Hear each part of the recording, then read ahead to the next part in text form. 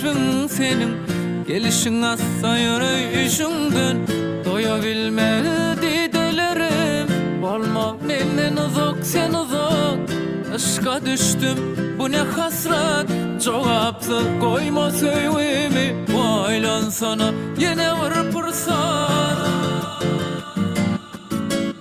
Baklı akşamlar tutsa elin eller, öğsön ker yerlerden gelirmiş kızım senin.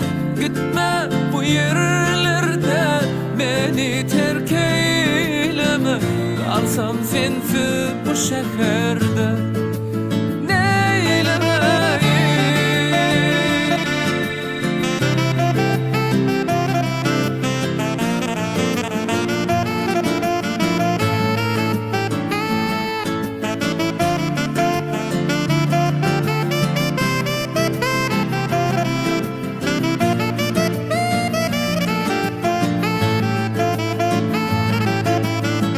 Kayık hasratlı vursoktu, yanya yürek köler yalı. Kal men bilen her fırsatda, açılsın ömrümüz güller yalı.